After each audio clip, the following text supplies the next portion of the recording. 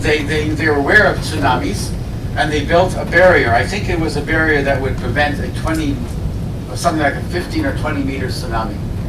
And the plant would be safe if there was a 20-meter tsunami. But they knew, they had records which showed that sometimes they're more than 20 meters. But the engineers that designed this plant, they said, well, more than 20 meters would be a 1 in 1,000 year chance of happening. So we had the 1 year. We got the 1 year in 2011. So it's not the way you should design something for safety. This gets a little political, but the Japanese Prime Minister went to, I don't know, Geneva or wherever, to advertise that the Olympics should be held in Japan in 2020, and they are going to be held here in 2020. And when he was there, he made a statement. He said, Fukushima is under control. That is not true at all.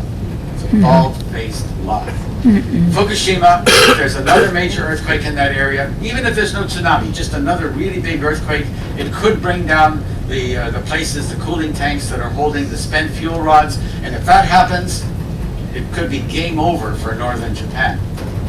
It could even be game over for Tokyo. Wow. 35 million people. So it is not under control. It's really scary. And so when my wife and I are at home in Sendai, every time we feel an earthquake, we right away run and put on the radio to see where is it. Because we feel it's not that strong, but maybe it's stronger near the plants. And I remember one time we had a really strong one at our building, and my wife ran around putting masking tape on all of our windows and the doors because she wanted to make sure that no air got into our apartment, so we'd suffocate to death instead of be really So, which is better, I don't know. So, boiling, that's one way of describing the fact. Again, Japan, 0.1% of the land area of the total world, but it has 10% of the active volcanoes on Earth. So again, much more than its share of violent activity. So there are at least 108 active volcanoes in Japan, and there are many more that are dormant that will be active in the future. Now, here's just a few of them that I have a kind of a personal connection with. Ontake-san. Ontake is the second highest mountain in Japan, and it wasn't far from where I was living in Nagoya, and I actually climbed that mountain at least 6 or 7 times. And I remember the last time I climbed with my wife Yoko, and we actually took up a tent and we camped right on the top of that mountain. And it was supposed to be dormant, and it was while we were there. But then several years later, this is what happened, and it killed I don't know 40 or 50 hikers and campers, as it was unexpected. That's Japan. Here's kind of a mountain that I like. Some of you have been to Kagoshima. Yeah, Kagoshima is a little bit like, what is it, Naples? It actually exists right at the foot of an active volcano. Sakurajima is always spewing ash. Now, prevailing winds tend to take the ash out to sea. But every once in a while the winds will shift and the ash will fall on the city. And so when I was there the first time, I went out for dinner daytime, and it was still light outside. And when I came out of the restaurant, I noticed that everybody was walking carrying umbrellas. So I turned to my wife and I said, oh, it must have started raining while we were in the restaurant. And then I looked out and there was no rain. And then I thought, well, what's going on here? It's nighttime, there's no sun, and there's no rain. Why do people carry umbrellas? And then I started to feel the grit in my teeth. The wind had shifted, and the ash was now falling on Kagoshima. So that's why they carry the umbrellas, to keep the ash out of their hair. Next morning when I got up, the whole city was covered with a thin layer of ash, and all the cars were covered with ash. And I remember watching people scraping the ash off their windows of their cars, and it was reminding me of Canada in the wintertime. After snowfall, snow on everything, and then you have to clear the windows of your cars, and Kagoshima is ash. I have a friend there who lives a little bit far from Sakurajima. When I went to his house, he showed me the stones and the rocks that landed on his roof. So sometimes, you swear, they're actually like concrete bunkers, so that if the rocks start falling, people can take shelter in the bus shelters. So that's a pretty active volcano. Fuji-san. San means mountain. So never have a saying that if you've never climbed Mount Fuji, you're a fool. And if you climbed it more than once, you're a fool. So most of us here are fools. I'm certainly a fool. So I climbed it 4 times. Fuji-san is a beautiful mountain to look at. It's kind of an iconic mountain of Japan. It's not so beautiful to climb. It's actually like a giant ashtray. When you climb it, you're actually walking on ash all the way. But nevertheless, it's a great view because it stands all by itself. Fuji-san is a dormant volcano. The last time it erupted was in 1707. And at that time, it dumped ash all over Tokyo. Fuji-san will erupt again in future. It's inevitable. There is a possibility it will erupt again at the time of the Tokai earthquake. When the Tokai earthquake might open things up and then Fuji will erupt again. Isn't Japan a great place to visit? Actually it is. It is. It's wonderful. I love it. I mean, gets your adrenaline going. So not only are there volcanoes that are basically openings in the Earth's crust that allow lava and things to come out of, but everywhere in Japan, from the extreme north to the south, there are hot springs where hot water is coming out, and there are also sometimes springs where not water but gas is coming out. I remember one time I was hiking in Kyushu with my son, and we came around a bend and it sounded like a jet was taking off, a jet airplane.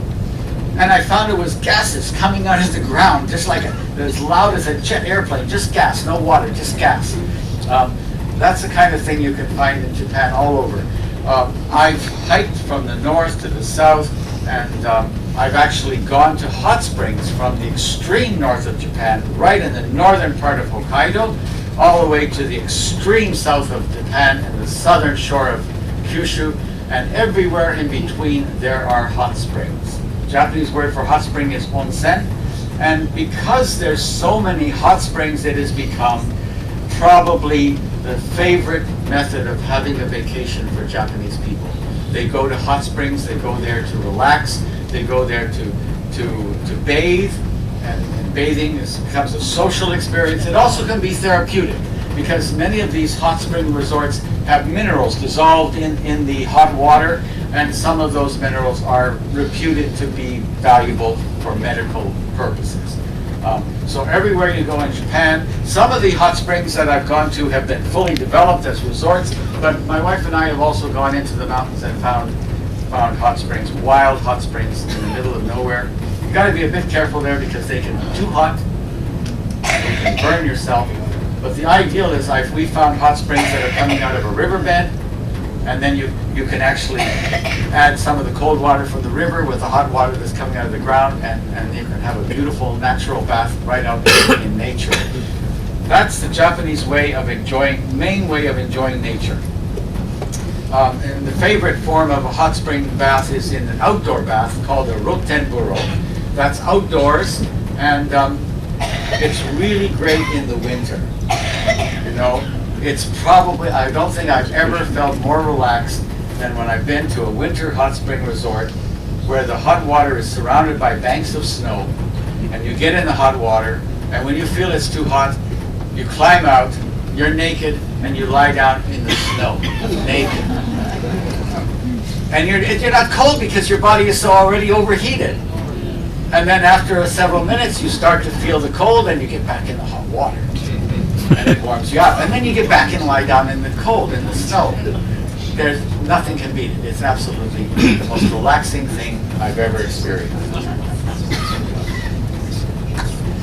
Blowing, well, we've all experienced, not experienced a typhoon, but we've experienced the aftermath of a typhoon. So it was typhoon number 10, Kosa, and yeah, it kind of made me a little bit sick.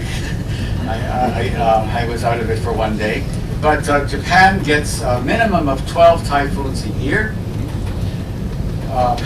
This year, we're already at number 10, because they number them. So the first one that comes through is number 1, and then it goes up. The most they've ever had, I think, is they've gone up to number 45. So we're already at 10, and the typhoon season is from July to October. So we're probably going to be somewhere in the middle here. We'll probably get more like 20, 25 before the season is over, hopefully after we've left. So typhoons, well, of course, the wind of a typhoon is extremely dangerous if you're out on the water. It's less dangerous on the land, but what is dangerous about typhoons is that they carry a lot of water. And Japan is a very narrow, especially the main island of Honshu is a very narrow island, and it doesn't have any wide rivers, but it has lots of mountains and lots of creeks that run out of the mountains. And when a typhoon comes in, it can literally dump huge volume of water on the mountains. And the mountains are rocky, so that it doesn't absorb the water. So all this water then goes into these creeks, and you get these phenomenal flash floods. Absolutely phenomenal. My own experience was one time I went into the mountains near Nara right after several days after a typhoon, and there was a suspension bridge across a canyon, and when I looked down from the suspension bridge, there was a little creek at the bottom, and it was about 25 meters below the bridge, and there was just maybe a half a meter of water in the creek. But the bridge was covered with debris, because when the typhoon had gone through, the water level had gone right up to the bridge. The water had gone from half a meter to 25 meters, and it was just roaring through the canyon, and anything in its way would be in trouble. It causes lots of landslides, and of course when these narrow creeks reach the flat land near the sea, then of course the flood spreads out, and it can do a lot of damage, and then it does kill people, a lot of people. This is typhoon number 21 in September 2018, and it closed the airport, the Kansai International Airport. It actually caused a sea level rise that flooded the airport. Okay, that's enough for shaking and boiling and blowing. Just a few geographic facts about Japan. As they call themselves a Shimaguni, I told you before that means island country. Japan has, I think they count 3,000 islands, but 98% of the land area of Japan is on the four main islands. And the largest one, of course, well, the physically largest one, you have Honshu, and then Hokkaido, and then Shikoku is the smallest, and Kyushu. So we're going to be visiting 3 of them. We sailed by Kyushu this morning. We're not going to land there, but we're going to visit the 3 of the main islands. 98% of the land area of Japan are on those 4 islands. Then the other 2,996 islands are all relatively small. I'm going to talk just briefly about some of them. For example, several islands are disputed. I won't go into too much detail, but in the northern part of Japan, there are several islands that are occupied by Russia.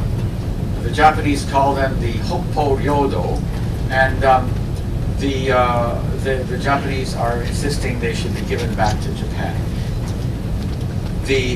I had this interesting experience. You know, when you're in Japan, you kind of think of Russia as in the north of Japan.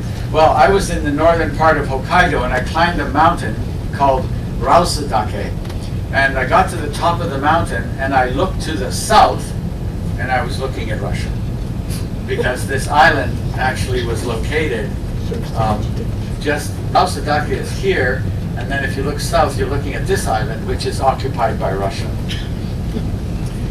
How did it happen? Well, throughout all of World War II, Russia and Japan had a non-aggression pact. And then in the last week or so, or the last few days of World War II, when Japan was absolutely on its knees and it was clear that the war was going to end and Russia and Japan had been defeated, the Russians conveniently tore up the non-aggression pact and began an aggression against Japan. So they attacked this basically helpless, totally helpless country, and they grabbed those islands, and they actually got onto the mainland of Hokkaido. But at the end of the war, they were forced to leave Hokkaido, but they never left those 4 islands. So it's still a matter of dispute. The Japanese are still arguing that they should be given back those 4 islands. There was a population of Japanese people on those islands, but they all were evacuated when the Russians took over. They are allowed to go back. I think now the Russians will let them go back to visit the graves of their ancestors. They get special permission, but they can't go back to live there. But maybe someday they will. There are 2 other groups of islands which are disputed. One is the islands the Japanese call the Senkaku Islands, and the Chinese call them Diaoyutai Islands. They are off the coast of Okinawa, and nobody lives on them. They're just rocky islands, and Japan is claiming them, and China is claiming them as well. There have been some violent incidents around the islands. I think, this is my own personal opinion, I think the Japanese claim is very weak. But nevertheless, they hold very strongly that it should belong to them. And unfortunately, under the U.S.-Japan Security Treaty, the U.S. has recognized that they will defend Senkaku Islands as part of Japanese territory, which is unfortunate because it puts America against China on that issue. And then there's another island which is halfway between Japan and South Korea. In Japanese they call it Takeshima, and the Koreans call it Dokudo. And again, it's disputed. Both countries claim it should belong to them. Right now it is occupied by Koreans.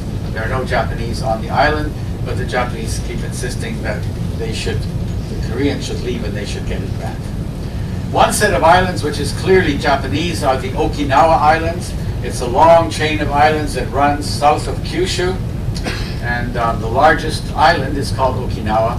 That's why the whole chain is often referred to as Okinawa. It's also called the Ryukyu Islands, or in Chinese it's called Ryuchu Islands. And for those of you who are going to stay on when we go to Okinawa in a few weeks from now on the way to Sydney, I'll tell you a bit about the history of Okinawa. But in fact, it's not probably part, it's not really, shouldn't be a part of Japan. It used to be an independent country. The people who lived there had their own culture, their own king, their own history, their own language. But it was basically colonized by Japan. But now it is part of Japan. And most of the people in Okinawa have accepted that they are Japanese citizens. There is a small separatist movement in Okinawa, but it's not that strong. But in fact, the Okinawan people were different from the Japanese people. Okay, quickly, mountains. Japan has lots of mountains. I'm a hiker and a mountain climber, and one of the reasons I love living in Japan so much is because the mountains were never far away. No matter where I lived in Nagoya, I lived in Osaka, I lived in Sendai, and even Yokohama, and the mountains were always easy to get to. And Japanese mountains are very steep.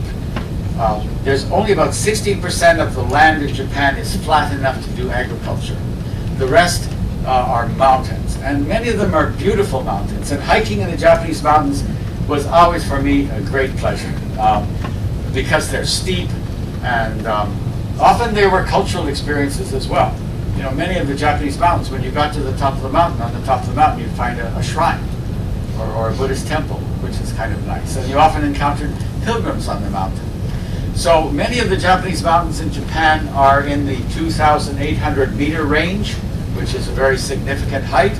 And in the central part of Japan, there's a range of peaks, quite a few of them, quite a large area where they're mostly over 2,000, somewhat over 2,000 meters high. And the Japanese call them the Japanese Alps, because I guess they resemble the Swiss Alps. Many mountains in Japan are treated as holy. Fujisan was considered to be a holy mountain, and for most of history, Fujisan was closed to women. Women were not allowed to climb Fujisan. Now they are. But there are still some mountains in Japan that are closed to women. And close to where I lived in Osaka, in Nara, there's a mountain called Omine-san, and it's considered to be sacred to the Shinto or the Shugendo religion. And women are still not allowed to go up there. I was once hiking in that area with a group of friends, including some. So the women that were with me were actually foreign women, and they decided, well, they are guests in Japan, so they better just obey the Japanese and respect the Japanese tradition. So I left them and I went ahead without them. That's not very good. Yeah, so holy mountains in Japan, you sometimes encounter people who actually worship in the mountains. They're called yamabushi, which literally means mountain warriors. And especially on those holy mountains where women are not allowed, you will encounter many of them. I'm going to move along quickly. Climate, Japan, because it extends from the north to the south, has very dramatic climate changes. In the northern part of Hokkaido, I've gone to the northern shore of Hokkaido in early May, and when I looked out on the ocean was frozen. It actually was frozen. It's called the Okotsu Sea, and it was frozen still in early May.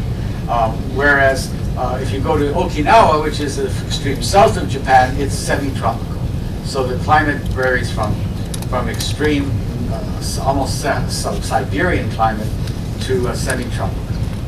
But the central part of Japan, where we've been, has clearly 4 seasons, and I don't need to tell you that summer is hot. And winter can be cold, but not that cold, but pretty cold. Because Hokkaido has a sub-Siberian climate, it actually is the place in Japan where it's easiest to raise cattle. And so when I visited Hokkaido, I often felt that I was back in Canada, particularly in Alberta. You get the feeling that the vegetation and the lay of the land and all the ranches, the cattle ranches, it felt like I was back in Canada. It didn't feel like other parts of Japan. I'll talk more about Hokkaido in another talk. So in Okinawa, you have palm trees. So in the central part of Japan, you have this really sharp climate season divisions, and I talked about that yesterday. So Japanese people celebrate spring with ohanami, flower viewing. They celebrate autumn with what they call koyo events. Koyo just means the autumn colors, the red leaves of autumn. And then just quickly, the iconic crop that's grown in Japan is rice, and rice growing in the fields can be extremely beautiful. I visited some rice fields just recently, and yeah, it is very beautiful. All over Japan. They don't grow rice in Hokkaido very much. I don't think they grow it in Hokkaido, but for the rest of Japan, everywhere they grow rice. Let me talk quickly, my time is almost up, about the human geography in Japan. Japan has a population of 128 million people and shrinking. It's probably shrinking between 500,000 to 1 million a year. And this shrinking is not going to stop anytime soon. So if you lose 1 million people a year, your population is going to be half of what it is now. And how long will that take? Not that long, 50 years from now. Japanese people live very long. They have long lives. The reason the population is shrinking is because the women, I like to say the women are on strike. That's just my own words. The women are on strike. They don't want to get married. Because for Japanese women, especially independent young women today, marriage is not a good deal. It's not a good bargain. If you were working for any most large Japanese corporations, when a woman gets married, if she tells people in her office that she's gotten married, they will immediately start pressuring her to leave the company. Because the idea is that a married woman should be devoting herself to taking care of her husband. Her husband is her goshuji. Goshuji means your honorable master. Some people like that. Well, a lot of young women in Japan don't think that's a great deal. And if they do get married and they have children, then really the pressure to get out of the office and stay home and take care of the children is extreme. Traditional Japanese husbands, this is changing very, very slowly, very, very slowly, basically think that the raising of the children is 100% the responsibility of the mother. Often the husband is working long hours anyway, he's never there. But the wife has to do almost everything. And she has to do generally all of the housework, with almost no help from the husband. Traditional Japanese husband comes home late from work, maybe comes home at 10 o'clock. He walks in the door and he shouts to his wife, "Draw me a bath, bring me a beer, and give me something to eat." And she's got to be there ready to do all those things. Does it sound good? Terrible. It's terrible. No, it's no good. I would never do that. I would never do that to my wife. Never. So the normal, if you want to have a population that is replacing itself, you should have at least two children per woman. In Japan, it's now down to 1.3 or 1.2 children per woman, which is a very low rate of population growth. But Japanese people live a long time. It has one of the highest longevity rates in the world. For men, it's 81. For women, it's 88 years old. So there's a lot of old people around, and there's not very many children.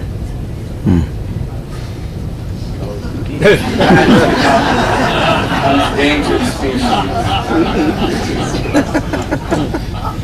In Japan, there are more adult diapers sold than child baby diapers. And the fertility rate shows in 1955 it was 3 children per woman. Now it's down to 1.3. And the young Japanese women are one of the wealthiest communities in Japan, because they're not married, they mostly stay with their parents don't charge them anything for food and board, and they often make good salaries, good wages, and they have it all for themselves. So women can enjoy restaurants and shopping and foreign travel. They are a very happy group who know they have to give it all up if they get married and have children. So I guess I should bring it to an end now. Just that I read a statistic recently that there are 1.2 million jobs going wanting, where they need workers. 1.2 million workers are missing in Japan right now. It's going to get worse. And these are in the construction sector, agriculture sector, and healthcare sector. I'll give you an idea how, and so one solution to the problem is immigration, but most Japanese people, the majority actually, are against immigration. Even when they've done polls, which said on the poll, if it would solve our problem of lack of young people to take care of the old people by bringing in immigrants, would you agree? And still a majority said no. They want to find another way to solve the problem.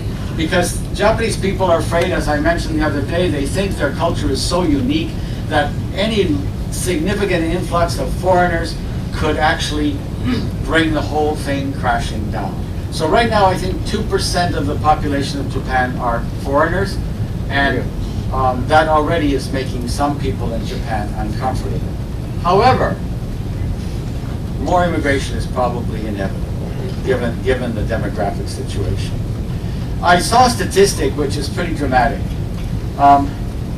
In Japan, there are only 60 foreign nurses.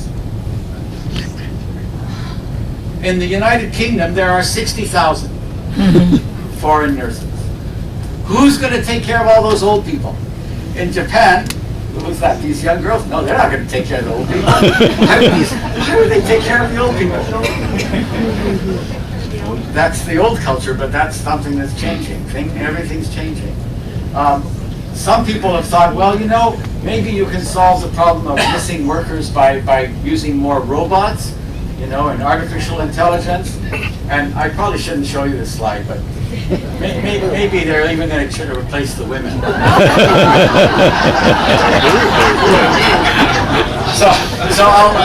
And in fact, in some places they are already doing that. So I will stop now and let you go for your dinner and the Japan ship come over to guide the ship over. Right.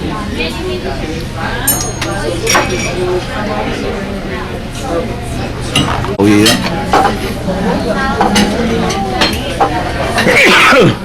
Rồi đưa gì nó ra trả lời đi.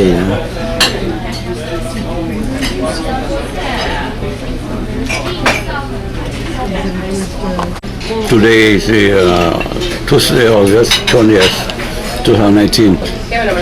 The ship approaching Kanazawa. This is Kanazawa.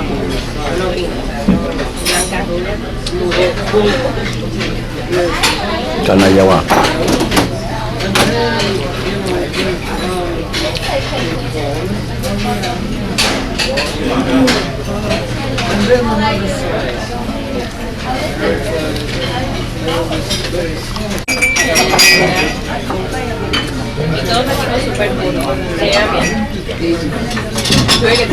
Đến lúc nào đừng tắt.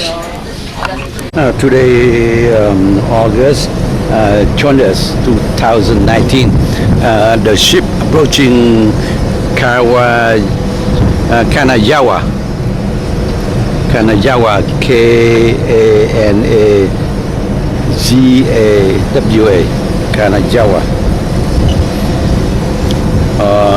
Little sprinkling right now. Raining.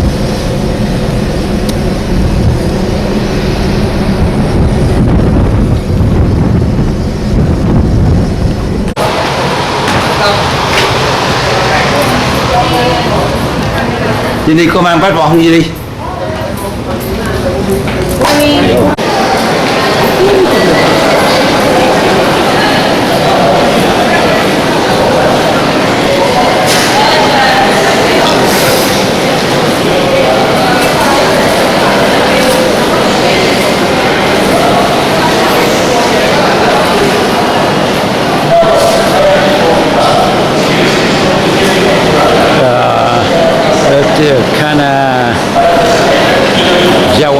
Kanazawa city in Japan.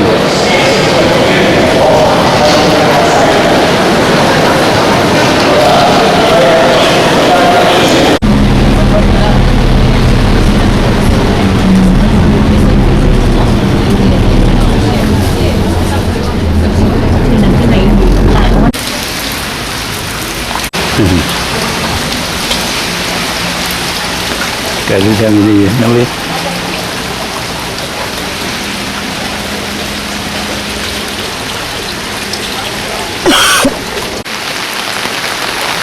Đây hả, đây hả? Chị Hào.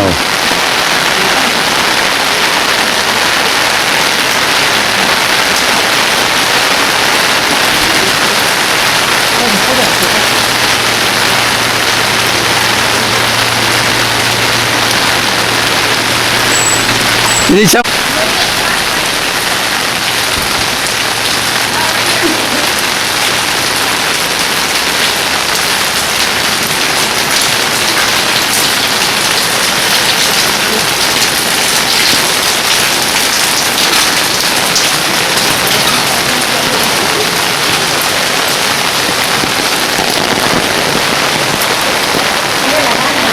Hả? Cái gì? The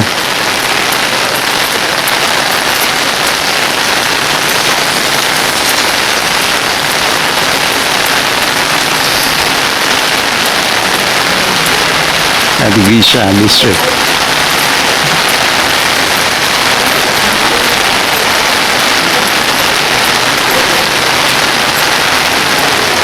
Ồ, đây nè, đây nè, đây nè. Đi đi, đi đi.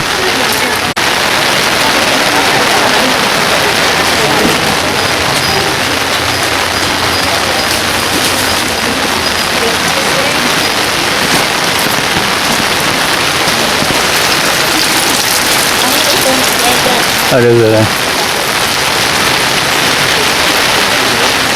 Đây cho đây. Dạ. Có cô visa nào ra không? Đâu có Visa, cô visa. đâu biết visa gì không? Visa gì? Đây nè, visa nè. Đó cái cô visa. À, thấy không? Thấy đâu? Con cô đi với con Thúy Nha nó cho xem cái đó. Oh yeah. Nó cho vô coi visa múa đàng hoàng. Mà hình như ở chỗ nào khác có nhiều khu lắm.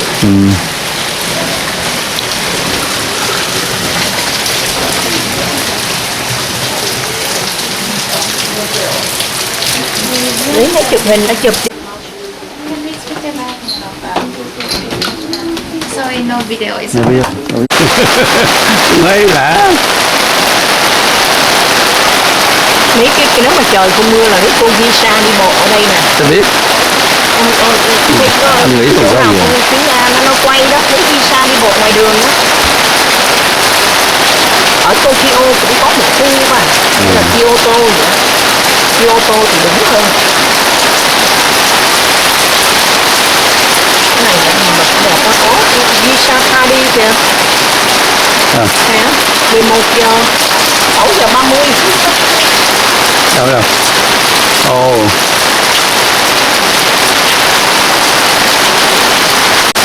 Visa District. Đưa em về dưới mưa. Mùa rất quá trời.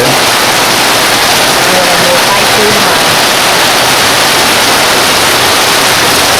Đừng sau lưng họ có để sau lưng chiều chút, có để giữa mình ở giữa, đừng có để này restaurant.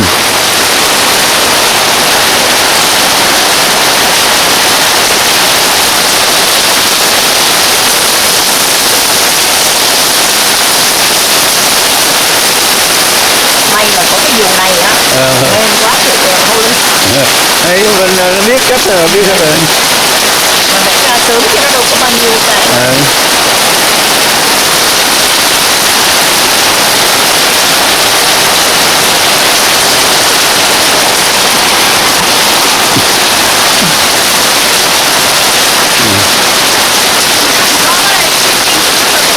Họ phải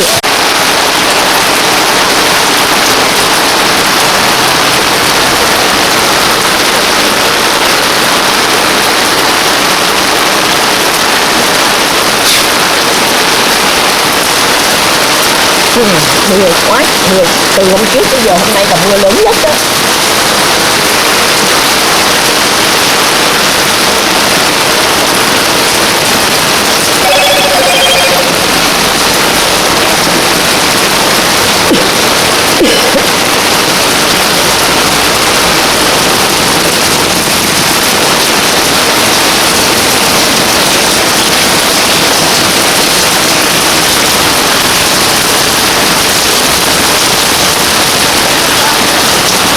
Cái gì con?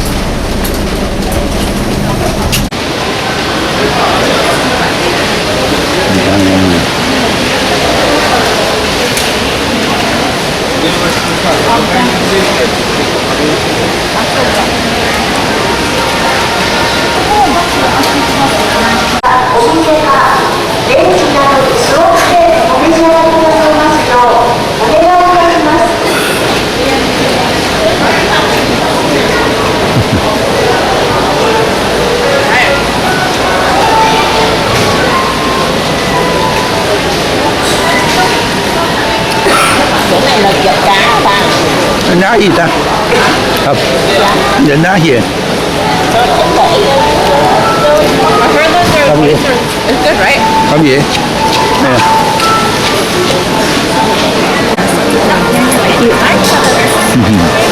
Như có mua này về lắm. Nhớ nó mua bên Mỹ á, về đây bán à. Ở đây đắt 7 đồng.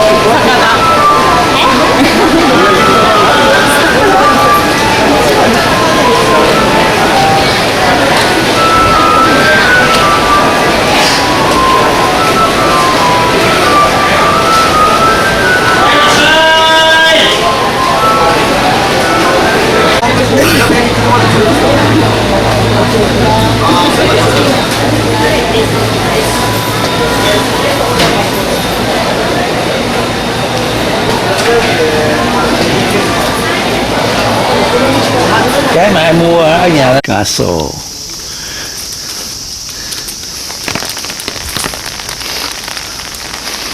tanah Jawa cá sổ.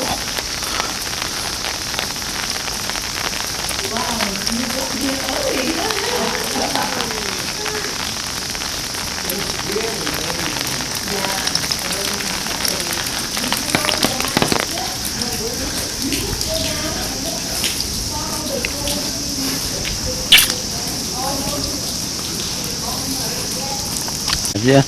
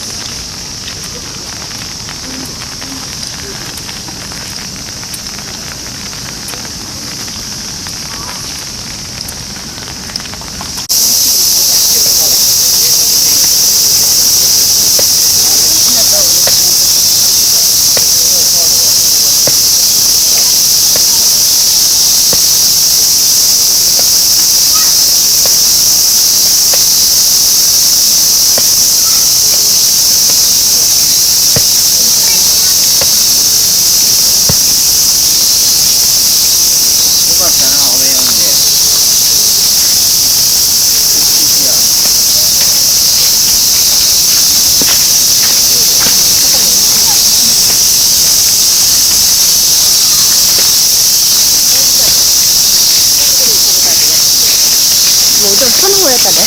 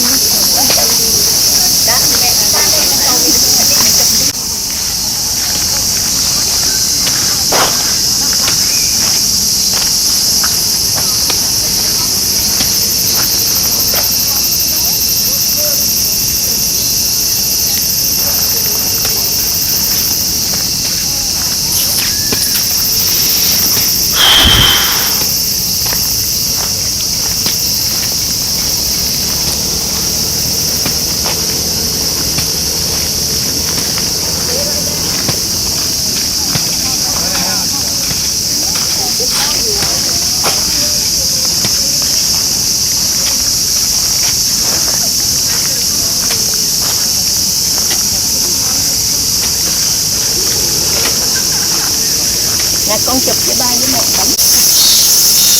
Coi ngọn ố ra kìa đó. Ở ngoài rồi.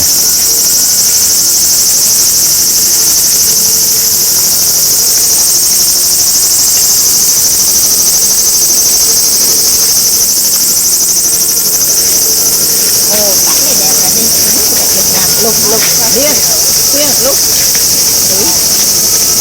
đồ biến bỏ nhau đồ biến của nhau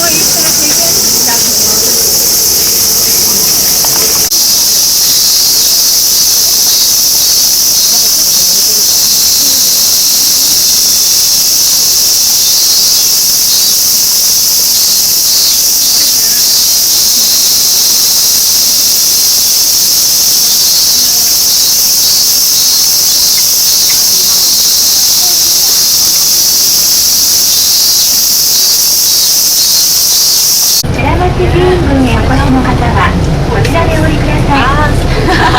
寺町寺院群は小学校の小学校の間違えちゃいますね。周辺には多くのお食事がございます。また、お客様は国の天然記念物に指定され、その他国際で発習、毎日の利用されたもので、アーチの行列を桜に敬意を払い、身を触れて通ると言われております。The next stop is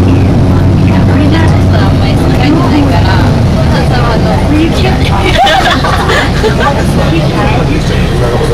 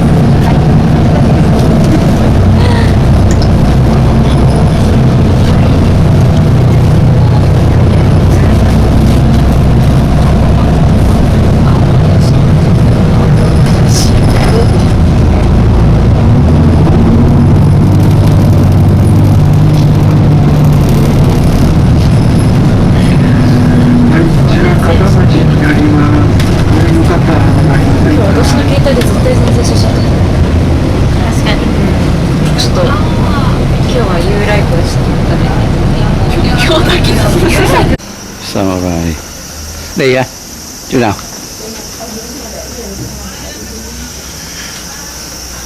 Anh vô không? Rồi mẹ đi vô rồi vô đúng.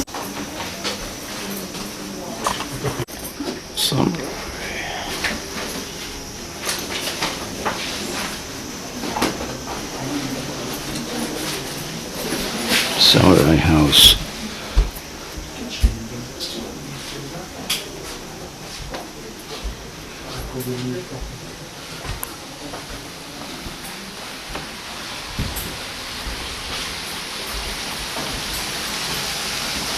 Samurai garden.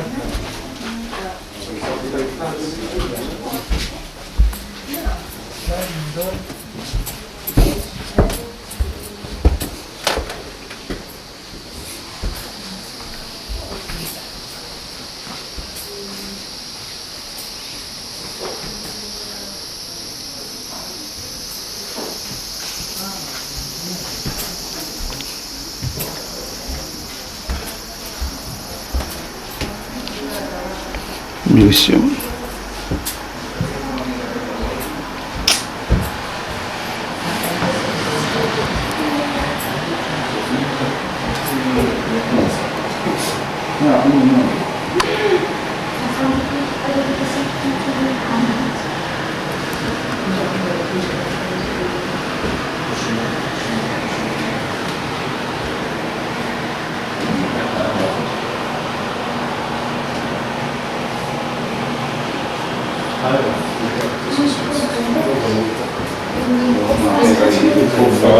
Das Bestätigung, dass er den Bodensoldaten umbracht hat.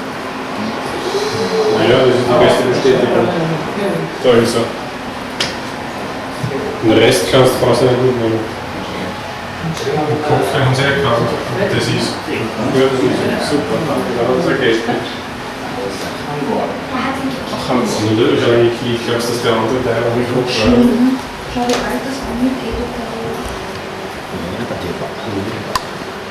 Und dann musst du bezahlen, dass er den Kopf haben. Allora, Der den Kopf verlangt es hat, come lo so che entrano dentro e Also Santi hat den Kopf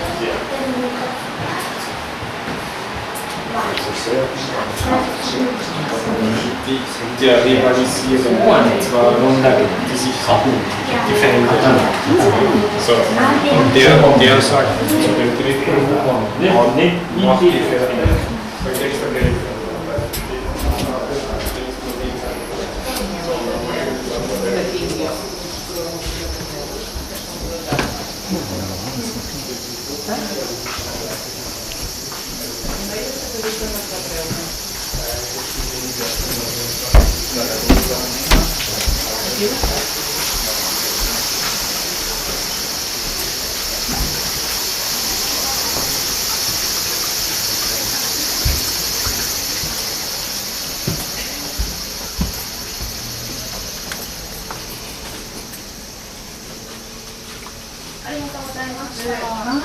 Tea house of samurais.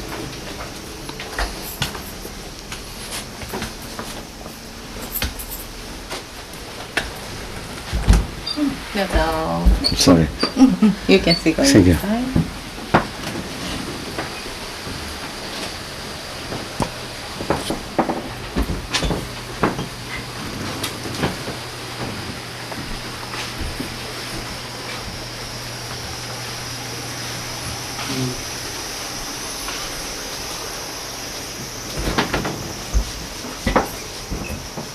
Thank you. Thank you.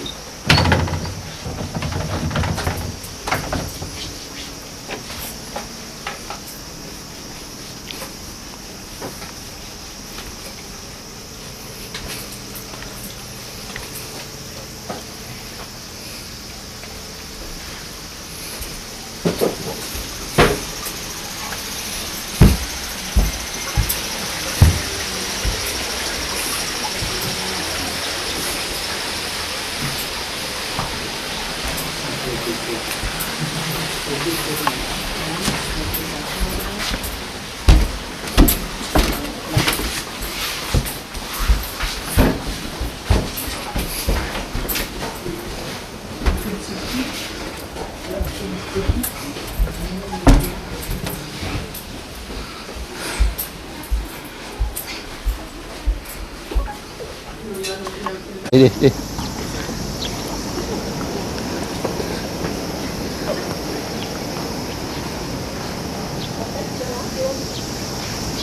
Gửi đi vòng vòng coi đi.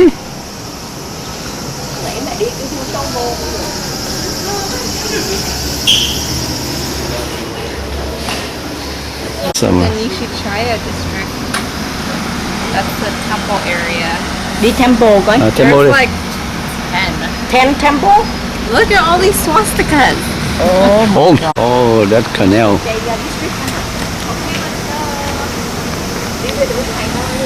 Okay.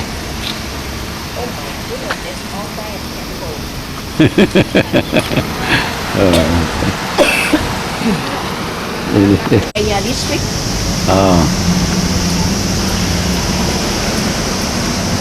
Hay á, nhà nó cổ ha, nhà hay thiệt.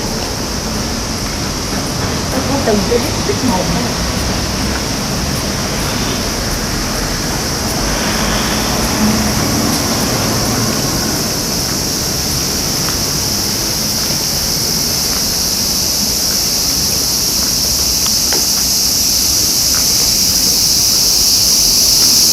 Ồ,